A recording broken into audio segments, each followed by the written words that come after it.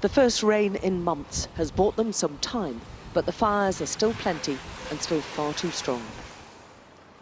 One of the biggest is the timber factory in Eden. It's been the bedrock of much of the town's employment for years. Losing it is seen as a collective tragedy. They are working hard to try and save as much of this industry as possible. Forestry is an industry that they rely on here. Losing this factory is going to have a catastrophic economic impact on the whole of the area, and that's why they're trying to save as much of these logs as possible. But they're in the teeth of a crisis right now, and the little rain they're getting is nowhere near enough. We need hundreds and hundreds of millimetres of rain to try and make a difference to the landscape. So we're so far in deficit at this point that it will take a significant amount of rainfall to make any difference to the environment and make life easy for us as firefighters. These firefighters are making sacrifices on a daily basis, and none more so than the family of Nathan Barnden. His uncle and cousin both died trying to save their home, but still, he's on the bushfire front lines. We went with the volunteer as he travelled around the Baker Valley assessing the most recent damage. His family hasn't even had the funerals yet. Doing his bit for the community seems to be what's getting him through this all.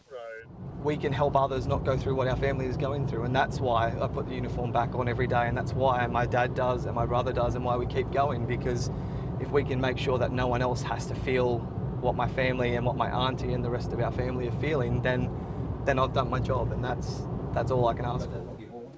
Those in the control room are trying to stop two huge fires in Victoria and New South Wales from meeting and forming one megablaze, which would engulf hundreds of thousands of hectares.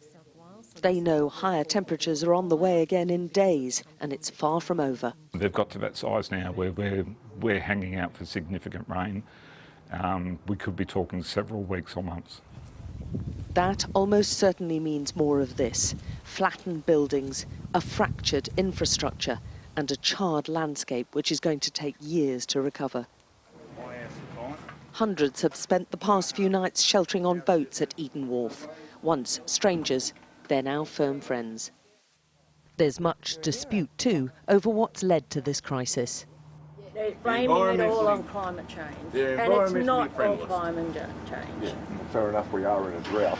Yeah. But Isn't the drought caused by climate change though? No, we don't think so. Australia's a land that droughts, it floods, it burns, and it has to be done in a proper way, and people's lives then won't be lost. The answers to who or what is responsible for this disaster will follow. They're still coping here with unprecedented loss. The shoreline of Eden is now choked with ash. All life here is taking strain, and the scale of the events here have raised alarm across the world. Alex Crawford, Sky News in New South Wales, Australia.